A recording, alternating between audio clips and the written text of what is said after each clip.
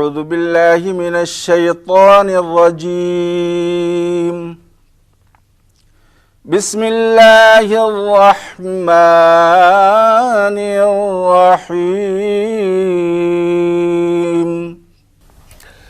معزز حاضرین اور محترم ناظرین و سامعین، السلام علیکم ورحمۃ اللہ وبرکاتہ۔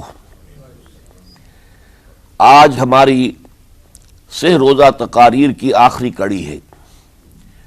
آپ کو یاد ہوگا کہ سب سے پہلے خطاب میں ہم نے قرآن کا فلسفہ شہادت سمجھا، قرآن مجید میں یہ اصطلاح کس معنی میں آئی ہے، اور اس کے ساتھ ہی امت مسلمہ کا فرض منصبی، وَكَذَلِكَ جَعَلْنَاكُمْ أُمَّةً وَسَطًا لِتَكُونُوا شُهَدَاءَ عَلَى النَّاسِ وَيَكُونَ الرَّسُولُ عَلَيْكُمْ شَهِيدًا۔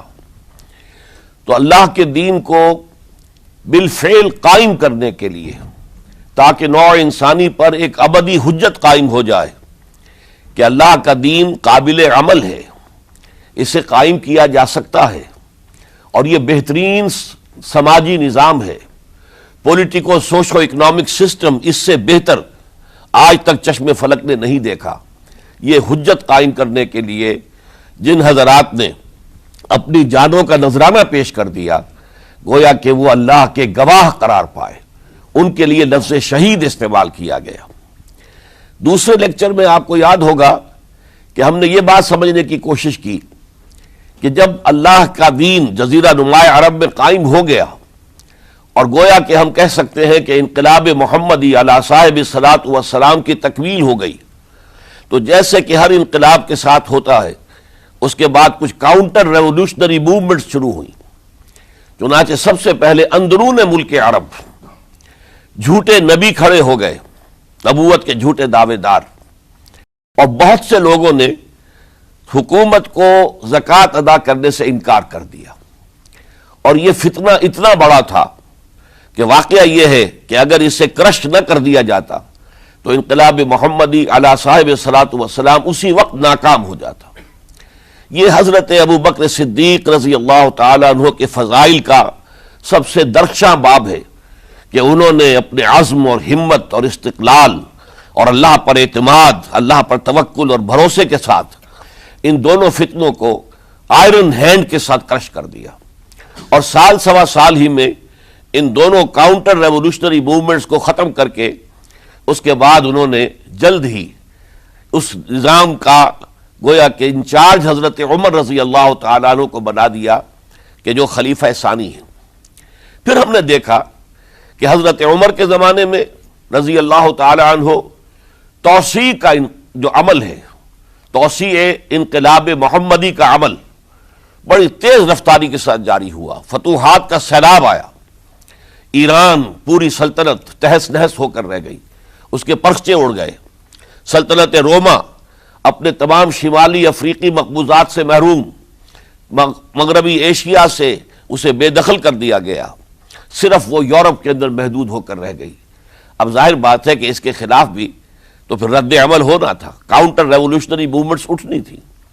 تو سب سے پہلے حضرت عمر رضی اللہ تعالیٰ عنہ کی خلافت اور اس کے چراغ کو بجھانے کے لیے ایران کی طرف سے رد عمل ظاہر ہوا۔ ہرموزان جو ایک بڑا ان کا جرنیل تھا، اس کی سازش اور ابو لولو فیروز کے ذریعے سے حضرت عمر رضی اللہ تعالیٰ عنہ کو شہید کر دیا گیا۔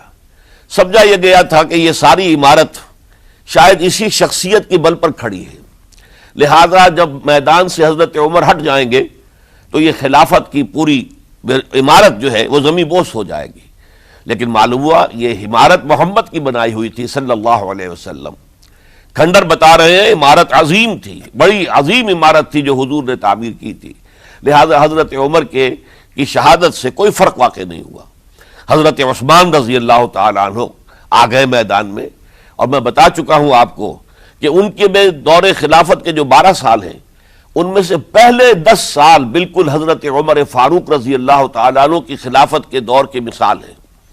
اسی تیزی کے ساتھ انقلاب جو ہے آگے بڑھ رہا تھا، فتوحات کا دائرہ پھیل رہا تھا، اور اندرون ملک پورا امن، سکون، اطمینان اور چین تھا۔ لیکن ان کی دور خلافت کے آخری دنوں میں اب یہودیوں کی طرف سے رد عمل اور ایک کاؤنٹر ریولوشنری موومنٹ عبداللہ ابن سبا کے ذریعے سے، کہ جس نے اسلام کا لبادہ اوڑھا اور منافقت کے پردے کے ساتھ وہ عالم اسلام میں داخل ہوا، اور اس نے چونکہ دیکھ لیا کہ پرانی چپقلش ہے، پرانی چشمک ہے جو قریش کے دو بڑے قبیلوں کے مابین یا دو بڑے گھرانوں کے مابین چلی آ رہی تھی، بنو ہاشم، بنو امیہ۔ تو پہلے دو خلفاء جو تھے وہ نہ بنو ہاشم سے تھے نہ بنو امیہ سے تھے۔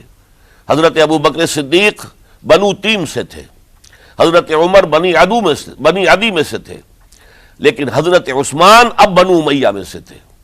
اس کو انہوں نے گویا کہ دکھتی رگ بنا کر پکڑا اور پروپیگنڈا شروع کیا کہ خلافت تو بنو ہاشم کا حق ہے، چونکہ حضور ہاشمی تھے صلی اللہ علیہ وسلم، تو گویا کہ عثمان غاصب ہیں رضی اللہ تعالی عنہ، بلکہ ان سے دونوں پہلو جو تھے حضرت عمر اور حضرت ابو بکر وہ بھی غاصب ہیں۔ اس کے ساتھ ہی فتنے کی مختلف شکلیں انہوں نے شروع کی۔ یہ الفتنۃ الکبریٰ کہلاتا ہے ہماری تاریخ میں، عظیم ترین فتنہ، جس کے نتیجے میں حضرت عثمان رضی اللہ تعالیٰ عنہ شہید ہو گئے۔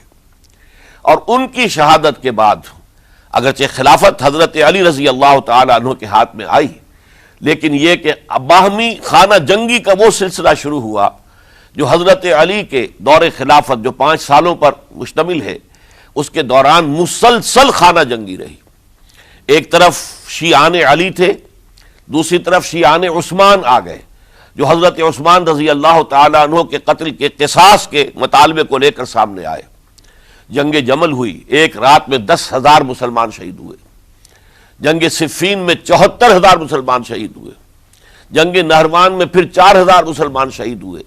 یہ شہادتیں جو چل رہی تھی، یہ کس لیے چل رہی تھی کہ جو بھی عمارت خلافت کی قائم ہوئی تھی اب اسے قائم رکھا جائے، اغیار کی طرف سے جو سازشیں ہو رہی ہیں، جو حملے ہو رہے ہیں، اسے ختم کرنے کے لیے ان کا مقابلہ کیا جائے۔ تو یہ اور اس کا یہ دور ختم ہوتا ہے حضرت علی کی شہادت پر رضی اللہ تعالی عنہ۔ اور یہ بات نوٹ کر لیجئے کہ حضرت علی کو شہید کرنے والے وہ خارجی تھے۔ عبد الرحمن ابن ملجم خارجی طبقے سے تعلق رکھتا تھا، جو پہلے حضرت علی کے لشکر میں شامل تھے، لیکن جب حضرت علی نے رضی اللہ تعالی عنہ تحکیم اور ثالثی کی تجویز قبول کر لی تو وہ ناراض ہو گئے کہ اللہ تعالیٰ ہی ہے حاکم اور حکم، ان الحکم الا للہ، یہ انسانوں کو حکم کیوں بنا لیا گیا؟ اور اس میں اتنی شدت اختیار کی کہ وہ علیحدہ ہو گئے، اس لیے انہیں خوارج کہا گیا۔ انہوں نے رائے یہ قائم کر دی جو مسلمان کبھی کوئی گناہ کبیرہ کا ارتکاب کرے گا وہ کافر قرار پائے گا، جب کافر ہوگا تو گویا کہ مرتد ہے تو واجب القتل، اس کا مال، اس کی عزت سب مباح ہے۔ یہ ہمارا سب سے پہلا گمراہ ترین فرقہ تھا۔ انہی میں سے 3 افراد نے بیٹھ کر اسکیم بنائی کہ یہ 3 افراد ایسے ہیں کہ جن کو اگر میدان سے ہٹا دیا جائے تو شاید مسلمانوں کی باہمی خانہ جنگی ختم ہو جائے اور مسلمان پھر کسی ایک خلیفہ پر راضی ہو جائیں۔ اور یہ تینوں کافر ہیں، معاذ اللہ ثم معاذ اللہ۔ حضرت علی کافر ہیں، ان کو قتل کرنے کی ذمہ داری عبد الرحمن ابن ملجم نے لی۔ حضرت معاویہ قاتل ہیں، ان کے لیے کسی اور کو اسائن کیا گیا۔ عمرو بن العاص قاسم ہیں، ان کے لیے کسی اور کو اسائنمنٹ دی گئی۔ ہوا یہ کہ حضرت عمرو بن العاص وہ تو اس روز فجر کی نماز میں آئے نہیں، ان کی جگہ جو امام تھا وہ شہید کر دیا گیا۔ حضرت معاویہ رضی اللہ تعالی عنہ ان پر وار اوچھا پڑا، زخمی تو ہوئے لیکن یہ کہ پھر تندرست ہو گئے۔ حضرت علی رضی اللہ تعالی عنہ پر بہت کاری وار ہوا اور حضرت علی رضی اللہ تعالی عنہ کی شہادت سن 35 ہجری میں ہو گئی۔ یہ جو خلافت راشدہ کا اختتام یا تو سن 35 ہجری میں حضرت علی کی شہادت سے سمجھا جائے گا، یا میری ذاتی رائے ہے کہ نہیں، اس میں حضرت حسن کا دور خلافت بھی شامل ہونا چاہیے۔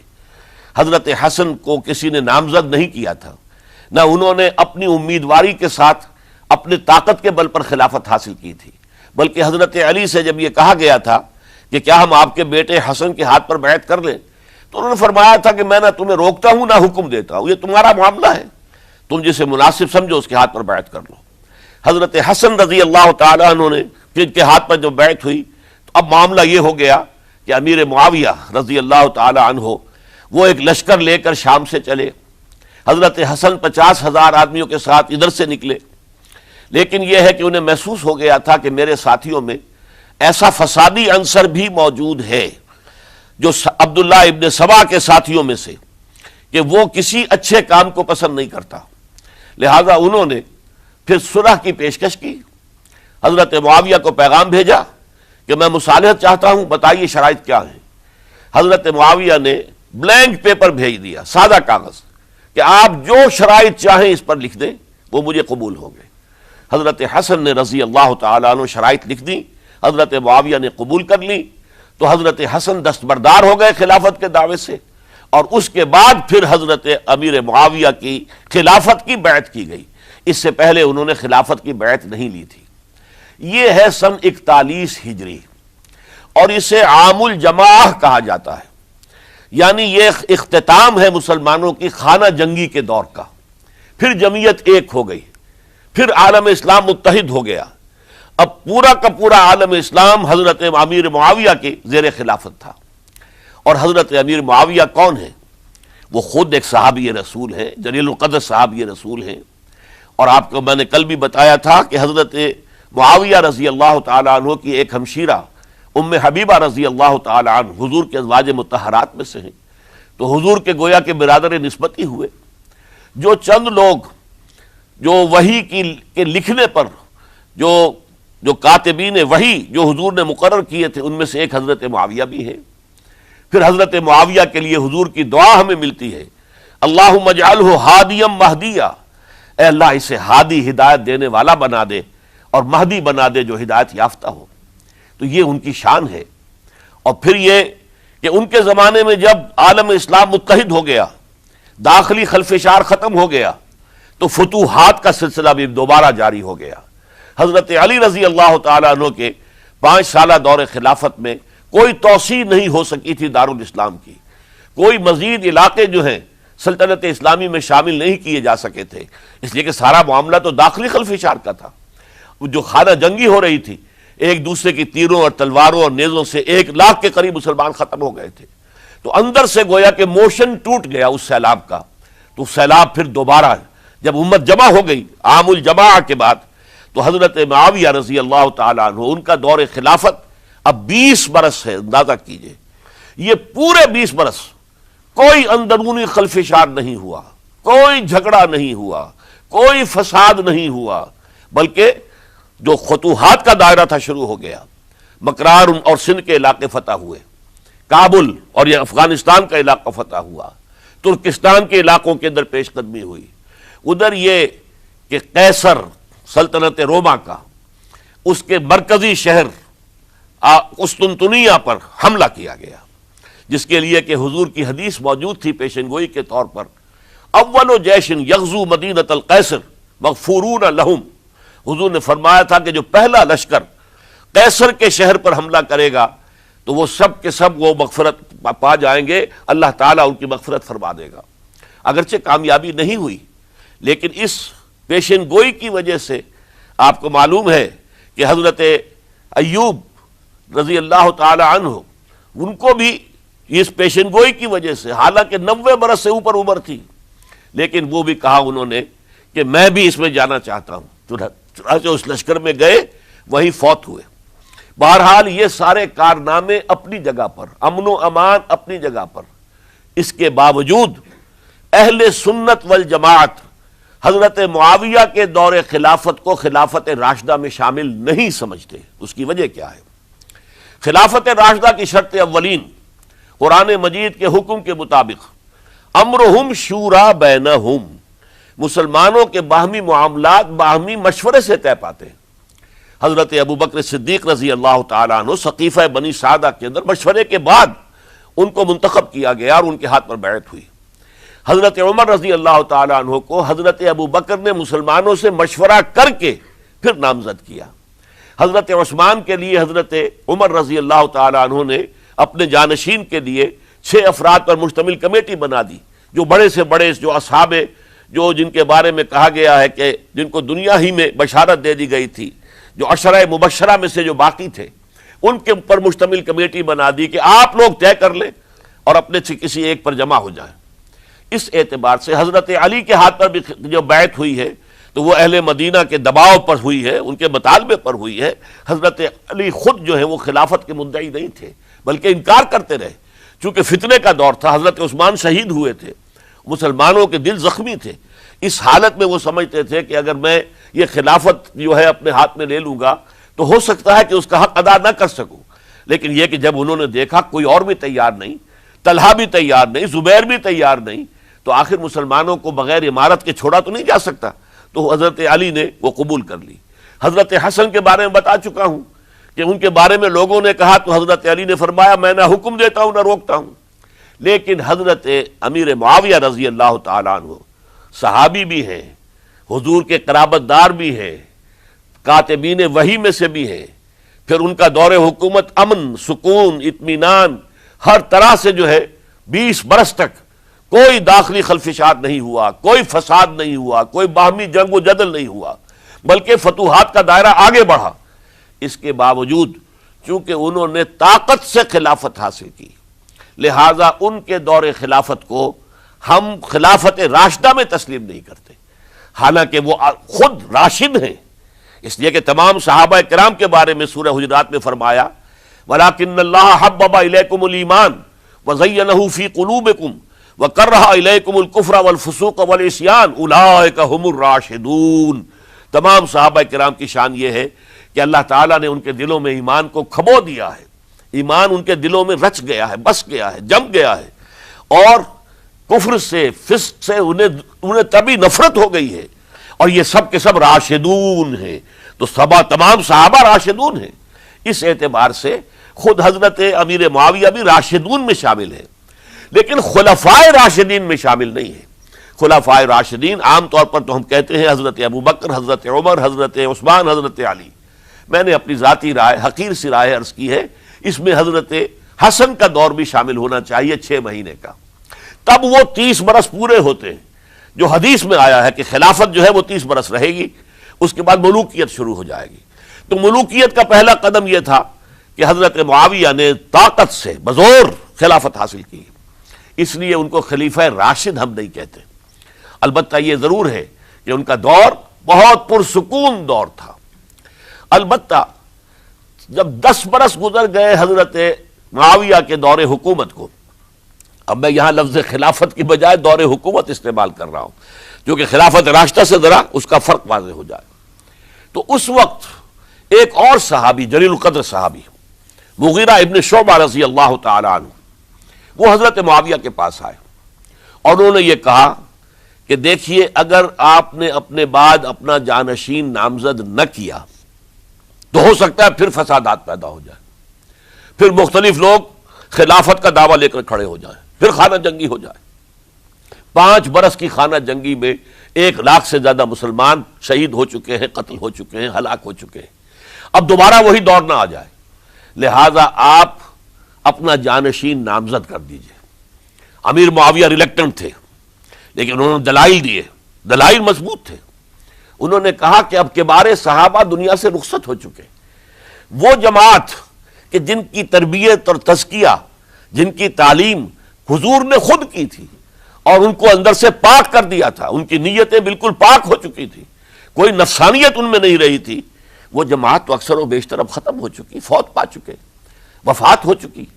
لہذا اب جو ہے اکثر و بیشتر نو مسلم ہیں جو بعد کے فتوحات کے ذریعے سے اسلام لائے ہیں، لہذا ان کے اندر نہ وہ پختگی ہے، نہ ان کے اندر وہ تقوی ہے، نہ تدین ہے، نہ اصول پرستی ہے۔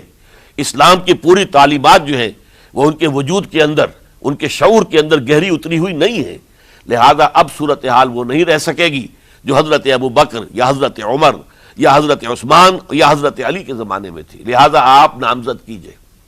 یہ بھی بتا دوں کہ مغیرہ ابن شعبہ کون تھے رضی اللہ تعالیٰ عنہ۔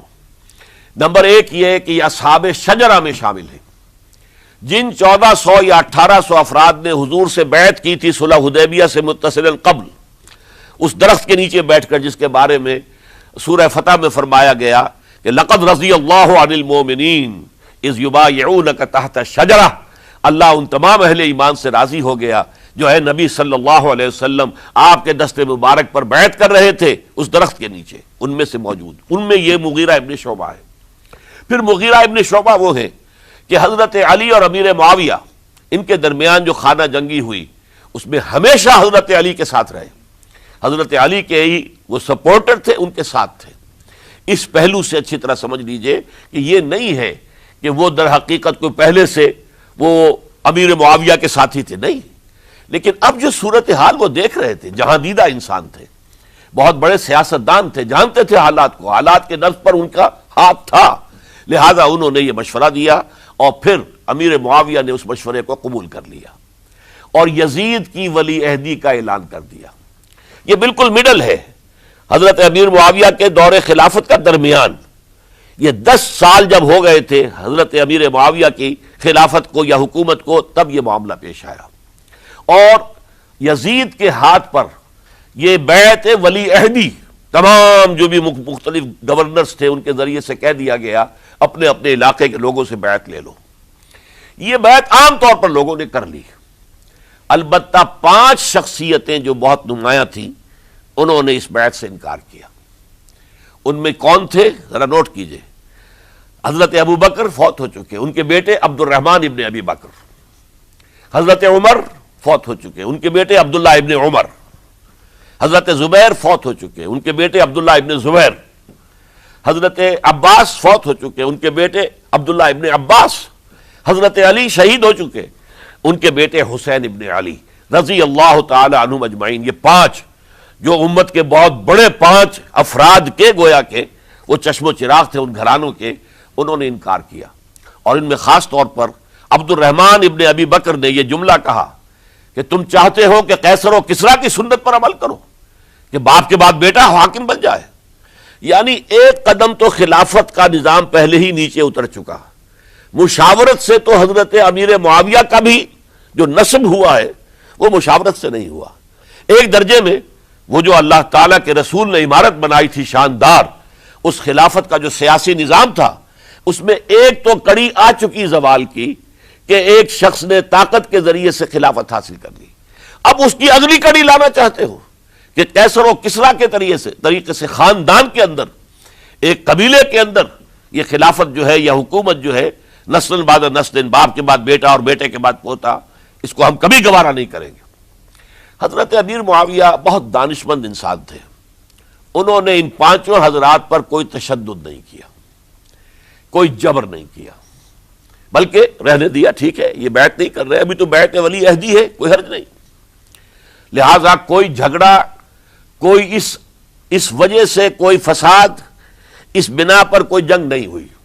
10 سال گزر گئے، یعنی 10 سال تک یزید ولی عہد رہا ہے، 10 سال تک، اور اس سوائے ان 5 بڑی شخصیتوں کے جو پوری امت تھی، عوام الناس تھے، ان سب نے اسے قبول کیا۔ یہ صورتحال اب جب پیدا ہوئی جب حضرت امیر معاویہ کا انتقال ہو گیا، یہ سن 60 ہجری ہے، اب سوال پیدا ہوا کہ وہ ولی عہدی کی بیعت اب بیعت خلافت میں منتقل ہو جائے گی۔ لہذا پھر یہ ہوا کہ سب لوگوں سے، سب گورنروں کو لکھ دیا گیا تمام صوبوں کے اندر کہ اپنے اپنے لوگوں سے بیعت لے لو۔ ظاہر بات ہے کہ وہاں کوئی ریفرنڈم نہیں ہوتا تھا، کوئی ووٹ نہیں ہوتے تھے کہ اس کی پرچیاں ڈالی جا رہی ہوں، ایک ایک شخص سے رائے لینا نہیں ہوتی تھی، بلکہ اس وقت کی جمہوریت یہ تھی اور شورائیت یہ تھی کہ ڈیفرنٹ کلینز ہیں، ڈیفرنٹ فیملیز ہیں، ڈیفرنٹ ٹرائبز ہیں، ان کے سردار، ان کے بڑے لوگ، ان کے اہم لوگ بیعت کر لیں تو گویا کہ سب کی بیعت ہو گئی۔ وہ ایک قبائلی نظام تھا اور اس میں یہ نہیں تھا نظام کے ووٹ بنے ہوئے ہوں اور اس کی پرچیاں ڈالی جا رہی ہوں۔ تو تمام عالم اسلام نے گویا کہ بیعت قبول کر لی اب یزید کی بحیثیت خلیفہ۔ اب وہ جو 5 آدمی تھے ان میں سے ایک فوت ہو چکے تھے، حضرت عبد الرحمن ابن ابی بکر رضی اللہ تعالی عنہما، دونوں فوت ہو گئے، لیکن باقی 4 رہ گئے۔ ان 4 کو نوٹ کیجئے، اور یہ بڑا سینسٹیو ایشو ہے جس پر میں اب گفتگو کر رہا ہوں۔ ان 4 میں کون ہیں؟ عبداللہ ابن عباس، عمر میں سب سے بڑے وہ ہیں، اور ان کی شان یہ ہے کہ انہیں حبر الامہ کہا گیا ہے، امت کے سب سے بڑے عالم، اور قرآن مجید کے وہ سب سے پہلے مفسر ہیں۔ اصل جو جتنی بھی تفسیری روایات ہمیں ملتی ہیں حضرت عبداللہ ابن عباس کے شاگردوں سے، تابعین سے، لہذا ان کا بہت اونچا مقام ہے۔ حضرت عبداللہ ابن عمر، ان کا مقام بھی آپ کو معلوم ہے، حدیثوں کی کتنی بڑی تعداد ہے جو عبداللہ ابن عمر سے مروی ہے۔ اور اس کو سلسلۃ الذہب کی پہلی کڑی کہا جاتا ہے۔ روایت حدیث میں جو سنہری زنجیر ہے اس کا آغاز حضرت عبداللہ ابن عمر ہے۔ ایک طرف یہ دونوں ہو گئے، ان دونوں کی رائے کیا ہوئی؟ اگرچہ کام غلط ہوا ہے، یہ اس طریقے سے قیصر و کسریٰ کی روایت پر عمل کرنا غلط ہے، لیکن یہ اتنی بڑی غلطی نہیں ہے کہ اس کی وجہ سے باہمی جنگ و جدال ہو، خوریزی ہو، ایک دوسرے کی گردنیں کاٹی جائیں اور فتنہ و فساد پیدا کر دیا جائے۔ لہذا انہوں نے یزید کی بیعت کر لی۔ دو حضرات رہ گئے، یہ نسبتاً نوجوان ہیں، ان دونوں کی پیدائش ہجرت کے بعد ہوئی ہے۔ ہجرت کے بعد پہلا بچہ جو مہاجرین میں پیدا ہوا ہے وہ عبداللہ ابن زبیر ہے، بلکہ کچھ عرصے تک مہاجرین میں جب کوئی پیدائش نہیں ہوئی تو وہ مکے مدینے کے منافقین نے کہنا شروع کر دیا تھا کہ یہ یہاں کے کمزور ہو گئے، نامرد ہو گئے، ان کی اولاد اب چلے گی نہیں۔ تو عبداللہ ابن زبیر جب پیدا ہوئے، اور آپ کو معلوم ہونا چاہیے وہ حضرت ابوبکر صدیق کے نواسے ہیں، حضرت عائشہ صدیقہ کی ہمشیرہ حضرت اسما کے بیٹے ہیں عبداللہ ابن زبیر، اور زبیر بہت شجاع، بہت ہی بہادر انسان تھے۔ تو عبداللہ ابن زبیر کے اندر بھی وہی کیفیات تھی۔ انہوں نے کہا نہیں، اس غلطی کو ہم برداشت نہیں کریں گے، خورزی ہوتی ہے تو ہو، لیکن ہم اسلامی نظام کو نیچے اترتا ہوا نہیں دیکھ سکتے۔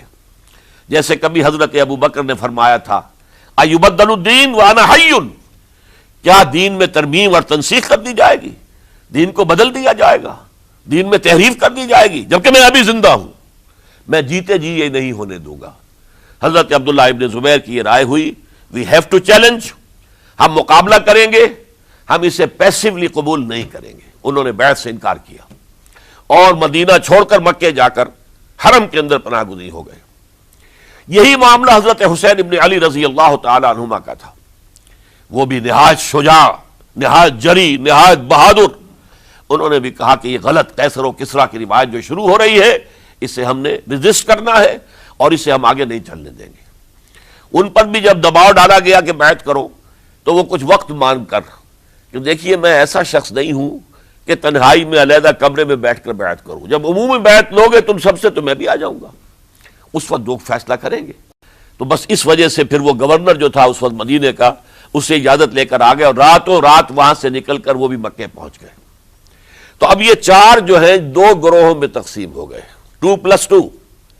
دو کی رائے یہ ہوئی کہ بات غلط ہے، لیکن اس کی بنا پر خونریزی، جنگ و جدال، جنگ آپس میں خونریزی کرنا یہ صحیح نہیں ہے، بلکہ مصلحت اس میں ہے کہ اس کو قبول کر لیا جائے۔ پھر اللہ تعالیٰ کو بہتر حالات پیدا کرے گا اس کے ذریعے سے، تعلیم کے ذریعے، تلقین کے ذریعے سے، جیسے نبی اکرم صلی اللہ علیہ وسلم نے اتنا عظیم انقلاب برپا کیا تھا۔ ہم کوشش کریں گے کہ نظام حکومت کی اصلاح ہو جائے، لیکن اس وقت اگر ہم اڑ گئے تو پھر گویا کہ خوریزی اور فساد اور باہمی جو جنگ ہے وہ شروع ہو جائے گی۔ اور دو حضرات کی رائے ہوئی کہ نہیں، ہمیں ہر صورت میں رجسٹ کرنا ہے، خوریزی ہوتی ہے تو ہو، ہمیں جانے دینی پڑتی ہے تو دیں گے، ہم شہادت قبول کریں گے، لیکن اس غلطی کو قبول نہیں کر سکتے۔ تو میں اس کے لیے عرض کر رہا ہوں، یہ تیسری شہادتوں کا جو دور شروع ہوا ہے، پہلا شہادتوں کا دور حضور کا دور، دین کو قائم کرنے کی جد و جہد میں جنہوں نے جانیں دی ہیں۔ دوسرا دور اس دین کے خلاف جو کاؤنٹر ریولوشنری موومنٹس آئی ہیں ان کو رفع کرنے کے لیے جانیں دینا۔ ہزاروں صحابہ کی جانیں اس میں بھی گئی ہیں، وہ سیلمہ ابن کذاب ہو یا مانعین زکوٰۃ ہو، ان کے خلاف جو جہاد ہوا۔ پھر ظاہر بات ہے کہ حضرت عثمان رضی اللہ تعالیٰ عنہ کے بعد جو فساد ہوا، وہ شہادتیں کیا تھی؟ اس دین کے نظام کو قائم رکھنے کے لیے، انٹیکٹ رہے، دشمن اس کے اندر رکھنے ڈالنے میں کامیاب نہ ہو جائے۔ اب تیسرا دور وہ آ رہا ہے کہ جبکہ داخلی طور پر اس نظام خلافت کے اندر زوال شروع ہو رہا ہے، اس زوال کو روکنے کے لیے کہ وہ اپنی اصل جو خلافت کا نظام اللہ نے اور اس کے رسول نے دیا ہے اس کی بنیاد پر قائم رہے، لہذا ہم ریزسٹ کریں گے اس تبدیلی کو اور میدان میں آ کر مقابلہ کریں گے۔ یہ حضرت عبداللہ ابن زبیر رضی اللہ تعالی عنہما اور حسین ابن علی رضی اللہ تعالی عنہما، اب ان دونوں میں ایک اختلاف ہوا۔ حضرت عبداللہ ابن زبیر کی رائے یہ تھی کہ یہ مکہ ہے، یہ اللہ کا گھر ہے، یہ حرم ہے، اور یہاں کے لوگ بہت سے برے اثرات سے ابھی تک بچے ہوئے ہیں، پاک ہیں، لہذا ہمیں یہاں رہنا چاہیے۔ اس کو مرکز بنا کر ظاہر بات ہے اسی مکے سے محمد الرسول اللہ صلی اللہ علیہ وسلم نے دعوت شروع کی تھی، وہیں سے وہ پھیل کر جو ہے ایک عظیم انقلاب کی شکل اس نے اختیار کی تھی، ایک عظیم مملکت جو ہے حضور چھوڑ کر گئے تھے۔ تو ہمیں مکے میں رہ کر ہی اپنی تحریک شروع کرنی چاہیے، لیکن ادھر حضرت علی کے پاس پیغام آ رہے تھے کوفے سے۔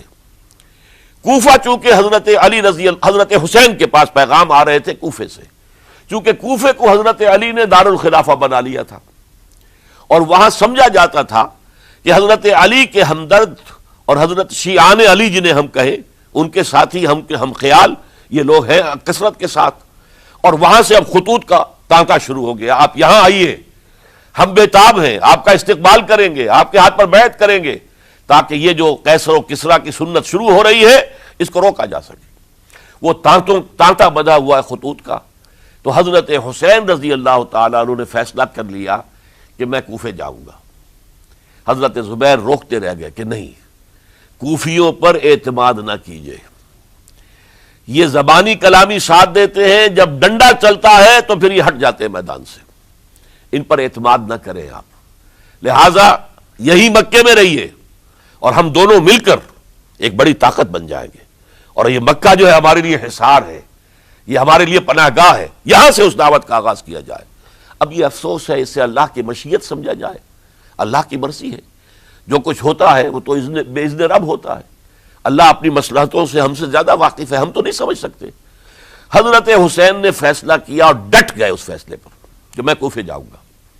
اب یہ بھی بات قرآن مجید میں آیا ہے، حضور سے خطاب کر کے فرمایا گیا فَإِذَا عَزَمْتَ فَتَوَكَّلْ عَلَى اللَّهِ، جب ایک مرتبہ آپ ایک ارادہ کر لیں تو پھر اللہ پر توکل کیجئے، پھر یہ نہیں کہ کبھی آگے کبھی پیچھے جاؤں یا نہ جاؤں، یہ نہیں، یہ تردد یہ نہیں، بلکہ یہ کہ ایک فیصلہ کر کے ڈٹ جائیے، اس لیے کہ جو بھی نتیجہ ہے وہ تو اللہ کے ہاتھ میں ہے، لہذا اللہ پر توکل کیجئے۔ فَإِذَا عَزَمْتَ فَتَوَكَّلْ عَلَى اللَّهِ، لہذا سب نے سمجھایا حضرت حسین کو کہ آپ کوفے نہ جائیں۔ سمجھانے والوں میں حضرت عمر بھی تھے رضی اللہ، حضرت عبداللہ ابن عمر بھی تھے رضی اللہ تعالی عنہ، اگرچہ کوئی قرابت داری جو ہے قریبی نہیں تھی، لیکن بہرحال امت کی ایک شخصیت، عظیم شخصیت تھے۔ سمجھانے میں سب سے زیادہ زور صرف کیا ہے حضرت عبداللہ ابن عباس نے رضی اللہ تعالی عنہما۔ اور حضرت عبداللہ ابن عباس کون ہیں؟ ایک رشتے سے حضرت حسین کے چچا ہیں، ایک رشتے سے حضرت حسین کے نانا ہیں۔ کیوں؟ حضرت علی اور حضرت عبداللہ ابن عباس چچا زاد بھائی ہیں، عباس کے بیٹے، ابو طالب کے بیٹے، عباس اور ابو طالب بھائی ہیں، تو یہ فرسٹ کزن تھے حضرت علی اور عبداللہ ابن عباس رضی اللہ تعالی عنہ، لہذا انہوں نے جب کہا تو گویا کہ ایک چچا، ایک بزرگ سمجھا رہا ہے۔ اور دوسرے رشتے سے حضور نانا تھے حضرت حسین کے، اور حضور بھی کزن تھے حضرت عبداللہ ابن عباس کے، چچا زاد بھائی ہیں۔ اس حوالے سے سمجھ لیجئے کہ حضور کے کزن نانا کے درجے میں آ گئے، تو یہ دو رشتے تھے حضرت عبداللہ ابن عباس کے، اور انہوں نے بڑی الہا و زاری کے ساتھ، بڑی اپنے مقام سے نیچے اتر کر خوشامد کی ہے، حسین خدا کے لیے باز آ جاؤ، حسین خدا کے لیے باز آ جاؤ، حسین اگر جانا ہی ہے تو اپنے بال بچوں کو لے کر نہ جاؤ۔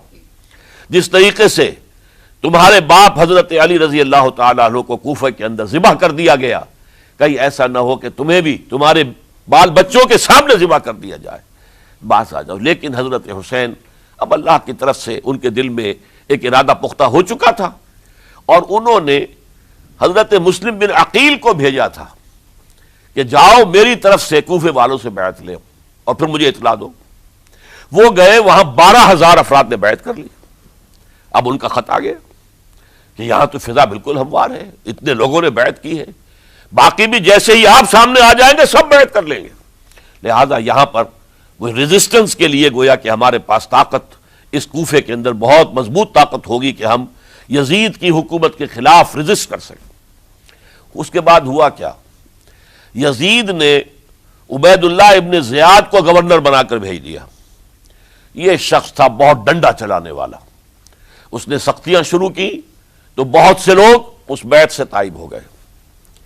لیکن مسلم بن عقیل وہ میدان میں آئے اور ان کے ساتھ ہزاروں آدمی آ گئے جنہوں نے بیعت کی تھی، ابھی تک بیعت پر قائم تھے، اور انہوں نے گورنر کے گھر کا گھیراؤ کر لیا. گورنر کے ساتھ 30-40 آدمی تھے کل.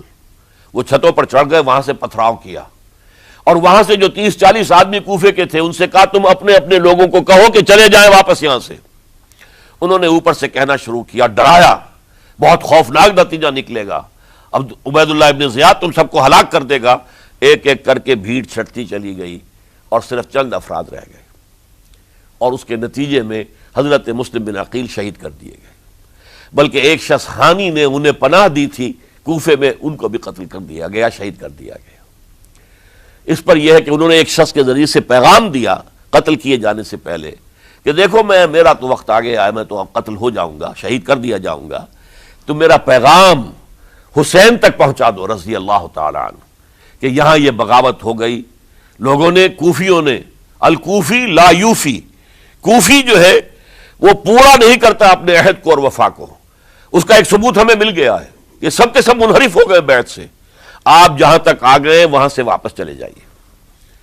جب حضرت حسین کے پاس یہ پیغام پہنچا اور انہوں نے ارادہ کیا کہ ٹھیک ہے یہ تو حالات بدل گئے، لہذا واپس چلنا چاہیے، شاید عبداللہ ابن زبیر کی رائے ہی صحیح ہے، ہمیں مکے ہی میں بیٹھ کر کام کرنا چاہیے. لیکن اب جو ہے عرب کا ایک خاص مزاج ہے. حضرت مسلم بن عقیل کے بیٹے آڑے آ گئے، اب ہم اپنے باپ کے خون کا قصاص لیے بغیر نہیں جائیں گے. اور حضرت حسین رضی اللہ تعالیٰ عنہ بامروت انسان، شریف النفس انسان، کیسے ممکن تھا غیرت مند غیور انسان وہ کیسے ان کی بات کو رد کر دیتا. لہذا اچھا چلو چلتے ہیں کوفے کی طرف. آگے بڑھتے چلے گئے، کربلا میں پہنچ گئے. جو کچھ وہاں ہوا ہے پھر آپ کو معلوم ہے. اس میں یہ بات ہے پہلے 1000 کا لشکر بھیجا تھا عبید اللہ ابن زیاد نے، اس پر حضرت حسین رضی اللہ تعالیٰ عنہ نے جو باتیں کہیں وہ کچھ اثر انداز ہو گئی. ان کا افسر جو تھا حر بن یزید تمیمی، وہ بعد میں حضرت حسین کا حامی ہو گیا اور حضرت حسین کے ساتھ ہی اس کو بھی شہادت نصیب ہوئی. پھر دوسرے کو بھیجا عمرو ابن سعد. عمرو ابن سعد بھی ایک بڑی عظیم شخصیت کا بیٹا تھا. حضرت سعد ابن ابی وقاص جو فاتح ایران تھے اور جن کو غزوہ احد کے موقع پر حضور نے فرمایا تھا کہ اے سعد تیر چلاؤ، میرے ماں باپ تم پر قربان ہوں. جبکہ احد میں گھیراؤ کر لیا تھا حضور کا اور کفار قتل کرنے کے لیے ہجوم کر رہے تھے، اور کچھ حضرات تیر چلا چلا کے انہیں پھینک رہے تھے، دور جو ہے ہٹا رہے تھے. ان میں سے حضرت سعد ابن ابی وقاص بھی تھے. پھر وہ فاتح ایران تھے، اسی لیے گورنر بن گئے تھے ایران کے. سعد جو ہے ان کا بیٹے، یہ عمرو جو ہے یہ اب ایک بڑے صوبے کا گورنر بھی تھا. اس وقت 4000 آدمی دے کر بھیجا. وہ بھی نرمی کرتا رہا، اس نے کوئی تشدد نہیں کیا. اس کے اندر بہرحال اپنے عظیم باپ کے خون کا کچھ اثر تھا.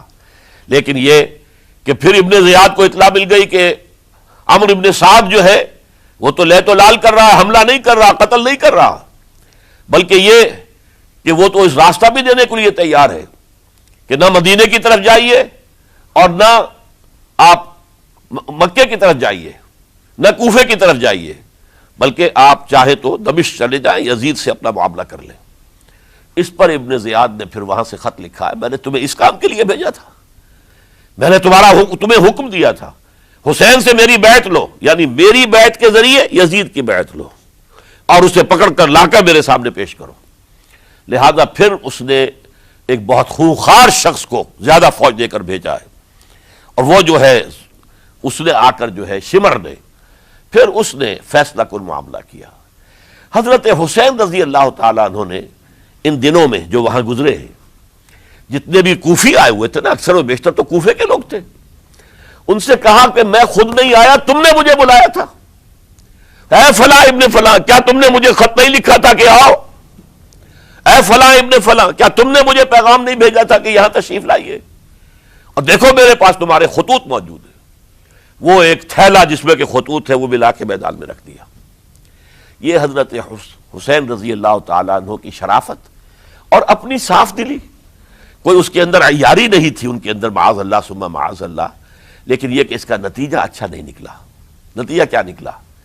اب انہیں پتا چل گیا کوفیوں کو، اگر اب حسین زندہ دمشق پہنچ گئے یزید کے پاس تو یہ ہم سب کا بھاڑا پھوڑ دیں گے، ہماری شامت آ جائے گی، لہذا اب تو کسی صورت انہیں زندہ نہیں رہنے دینا. یہ ایک بڑا اہم واقعہ، نوٹ کر لیجئے اس کو، اس لیے کہ حضرت حسین نے ایک ایک کا نام لے کر، اے فلاں ابن فلاں، اے فلاں ابن فلاں، اے فلاں ابن فلاں، کیا تم نے خط نہیں لکھا تھا؟ کیا تمہارا پیغام نہیں تھا؟ اب انہوں نے دیکھا کہ یہ بھانڈا اگر یزید کے ہاں جا کر پھوڑ دیا گیا تو پھر ہماری خیر نہیں ہوگی. یہی وجہ ہے حضرت حسین کو شہید کرنے کے بعد، یہ نوٹ کر لیجئے، 72 آدمی تھے کل، جس کو کہہ لیں لشکر حضرت حسین کا رضی اللہ تعالیٰ عنہ. ان میں سے 20 خاندان بنی ہاشم کے چشم و چراغ تھے. وہ بڑی بہادری سے لڑے ہیں، بڑی بہادری سے لڑے، ایک ایک نے لڑ کر جان دی ہے، بہت سو کو مارا ہے. یقاتلون فی سبیل اللہ فیقتلون ویقتلون، قتل کر بھی رہے تھے، قتل ہو بھی رہے تھے، ایک ایک کر کے قتل ہو رہے تھے، شہید ہو رہے تھے.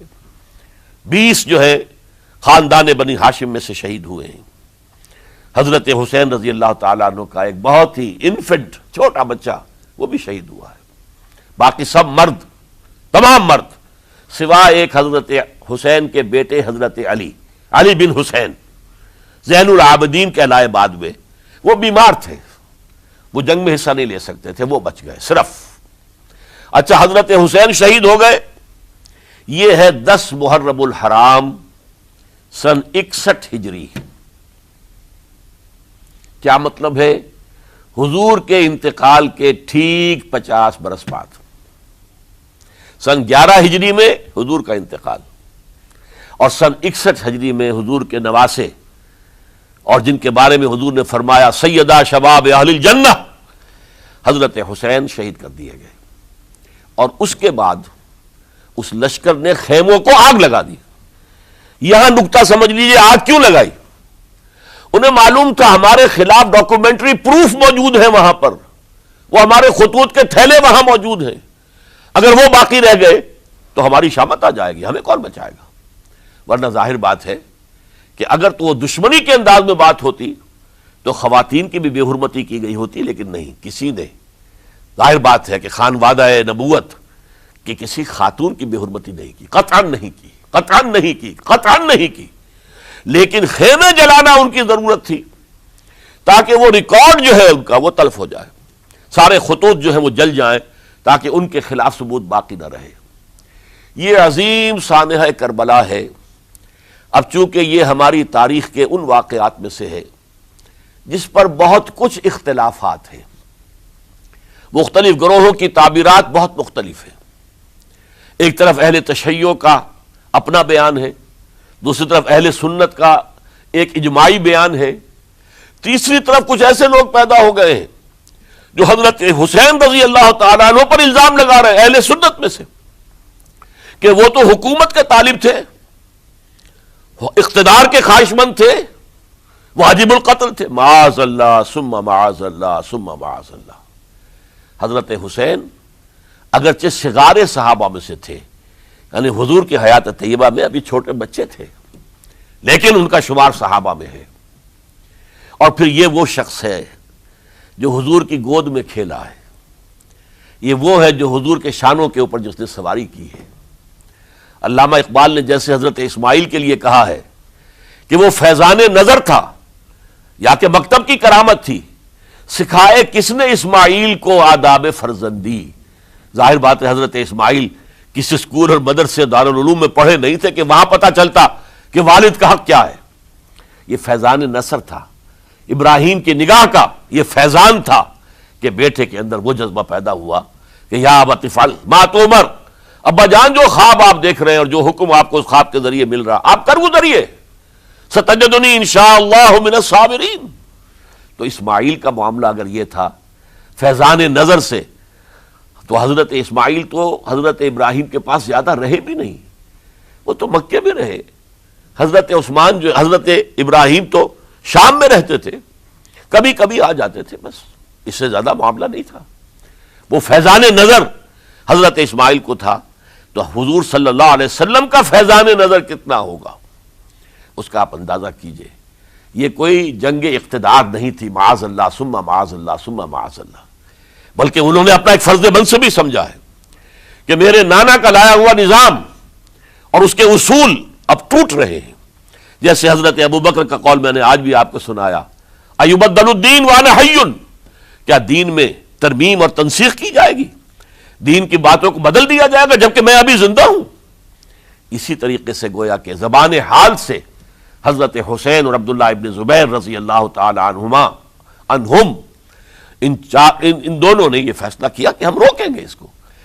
آپ اختلاف کر سکتے ہیں کہ حضرت حسین کی رائے صحیح تھی یا حضرت عبداللہ ابن عباس کی رائے صحیح تھی، یہ کہہ سکتے ہیں آپ، لیکن کسی کی نیت پر حملہ نہیں کر سکتے. اسی طریقے سے بعض لوگ جو ہے حضرت عبداللہ ابن عباس، عبداللہ ابن عمر، ان کی نیتوں پر حملہ کرتے ہیں. ان کو تو یزید نے دولت سے خرید لیا تھا، معاذ اللہ ثم معاذ اللہ ثم معاذ اللہ. یہ دونوں جلیل القدر صحابہ ہیں، یہ تو صغار صحابہ میں سے نہیں ہیں، یہ جوان تھے پورے حضور کے زمانے میں، جنگوں میں حصہ لیا ہے. حضرت عبداللہ ابن عمر نے، عبداللہ ابن عباس نے رضی اللہ تعالیٰ عنہما، انہیں کوئی رقم نہیں خرید سکتی تھی، کوئی دولت نہیں خرید سکتی تھی. جو رائے انہوں نے قائم کی دیانتاً قائم کی. اور ہمارے ہاں اصول یہ ہے کہ جب کوئی نئی صورتحال پیدا ہو جائے اور اجتہاد کی ضرورت پیش آ جائے اور پوری کوشش کر کے مجتہد اجتہاد کر رہا ہے، تو اگر اسے غلطی بھی ہو جائے، مجتہد مخطی خطا کار، اس کو بھی اکیرا ثواب ملتا ہے. اور مجتہد مصیب، وہ مجتہد کہ جس کی رائے صحیح، جس کا فیصلہ صحیح، اسے دوہرا ثواب ملتا ہے. تو ان کے مابین ایک اختلاف رائے کا ہوا، اجتہاد کا ہوا. آیا یہ غلطی اتنی بڑی ہے کہ امت میں تفرقہ پیدا کیا جائے، امن و امان کو برباد کیا جائے، خوریزی کا بازار گرم کیا جائے، یا نہیں؟ دو کی رائے یہ ہوئی. ان کی مخلصانہ رائے تھی، ان کی دیانت دارانہ رائے تھی. ہم ان کی نیت پر حملہ نہیں کر سکتے، آپ اختلاف کرنا چاہیں تو کیجئے.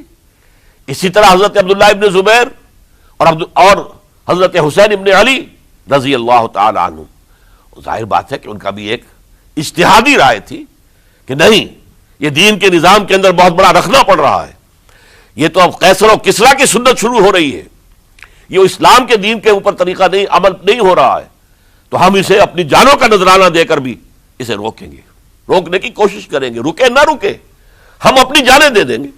یہ بھی دیانت دارانہ رائے تھی، مخلصانہ رائے تھی. ان کی نیت پر کوئی حملہ کم سے کم اہل سنت والجماعت میں سے کسی شخص کو حق نہیں ہے. اس لیے کہ اہل سنت والجماعت کا کہنا یہ ہے، الصحابۃ کلھم عدول، صحابہ جتنے بھی ہیں وہ سب کے سب عدول ہیں، ان میں بدنیتی نہیں آ سکتی، خطا ہو سکتی ہے. اہل سنت کے نزدیک معصومیت خاصہ نبوت ہے، نبوت ختم ہو گئی محمد الرسول اللہ صلی اللہ علیہ وسلم پر، آپ کے بعد معصوم کوئی نہیں. ابو بکر بھی معصوم نہیں، عمر بھی معصوم نہیں، عثمان بھی معصوم نہیں، علی بھی معصوم نہیں رضی اللہ تعالیٰ عنہ اجمعین. تو معصوم کون ہوگا؟ عبداللہ ابن عباس بھی معصوم نہیں، عبداللہ ابن زبیر بھی جو ہے معصوم نہیں، حسین ابن علی بھی معصوم نہیں، اسی طریقے سے عبداللہ ابن عمر، عبداللہ ابن زبیر، کوئی معصوم نہیں.